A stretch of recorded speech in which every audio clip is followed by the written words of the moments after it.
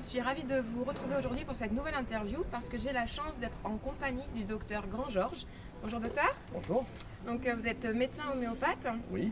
Et là nous sortons en fait d'une conférence parce que nous sommes ici dans le cadre du salon Cap Nature. Et il y a quelque chose qui m'a vraiment interpellée dans votre conférence, c'est quand vous parliez des allergies et notamment de la désensibilisation qui est généralement proposée aux personnes qui font des allergies afin justement de ne plus avoir ces allergies. Donc est-ce que vous pouvez nous expliquer ce qu'est la désensibilisation et ce que vous en pensez? Mais écoutez, la désensibilisation, ça peut être utile dans des cas où on est sensible à une seule chose qui est très très rare, par exemple un boulanger qui est sensible à sa farine ou un truc comme ça. Mais bon, c'est un traitement symptomatique, on va donner des petites, de la farine à base en toute petite dose pendant des mois et des mois pour que petit à petit votre corps s'habitue à la farine par exemple. Bon. Mais en fait tout ça, je pense que les allergies, c'est quand même quelque part symptomatique de quelque chose, ça veut dire quelque chose. Et donc par exemple si vous êtes allergique au pain, eh bien, le pain c'est le blé c'est le père, donc quelque part il y a un problème avec votre père. Si c'est le lait qui ne passe pas, en général c'est un problème avec maman. Etc., etc. Donc chaque allergie renvoie à quelque chose. Donc si on fait juste une désensibilisation, qui donc n'aura de chance de marcher que si on est sensible à très peu de choses, le problème c'est qu'on va fabriquer des anticorps qui vont recouvrir donc les allergènes, mais ces anticorps ils peuvent aussi recouvrir, ces anticorps s'appellent recouvrants d'ailleurs, qui recouvrent aussi des sites que ont les cellules cancéreuses.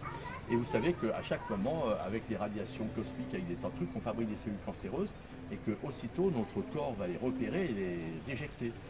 Et donc tout d'un coup, on ne va plus les éjecter, donc elles vont se développer et dès que le cancer il a atteint un certain nombre de cellules, le corps ne peut plus rien faire, il est foutu. Donc ça se développe, ça nous envahit.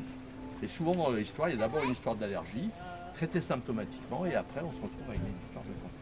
D'accord, ok. Donc c'est pour ça qu'il vaut mieux essayer d'avoir une médecine qui soit beaucoup plus profonde, qui aille au fond des choses. Et ça, l'homéopathie peut le permettre. Et puis il y a une bonne aide pour l'homéopathie, je trouve, pour les gens qui sont polyallergiques, c'est de faire des cures thermales. D'accord. Par exemple, un enfant qui fait de l'asthme, il va 2 ou 3 années de suite à la bourboule, et l'asthme disparaît vraiment à 99%. D'accord. Mais qu'est-ce qui est proposé vraiment à la bourboule qui pourrait permettre de venir en cure comme ça, vraiment aller au fond des choses? Parce que, alors, à la bourboule, justement, c'est des eaux qui sont arsenicales, donc il y a de l'arsenic, et il y a le soufre. Alors, ces deux remèdes, arsenicum album et sulfure, sont fondamentaux en homéopathie. Arsenicum album, c'est la peur de mourir. C'est-à-dire, on pense qu'il n'y a rien après la mort. Donc, du coup, quand tu es poussière et tu retourneras à la poussière. C'est horrible, il ne faut surtout pas mourir, on va essayer de tout faire pour ne pas mourir.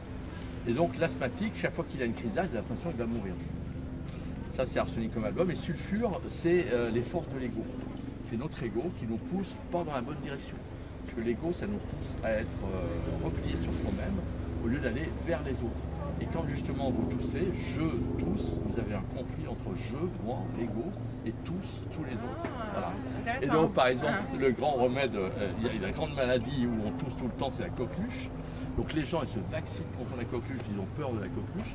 En fait, moi, personnellement, en tant que pédiatre, j'ai peut-être eu de la chance, dans 40 ans, j'ai jamais vu de gens mourir de coqueluche. Et si vous voulez, quand on vaccine, on peut bloquer ce phénomène, et donc du coup, on a des gens qui deviennent asthmatiques. Voilà.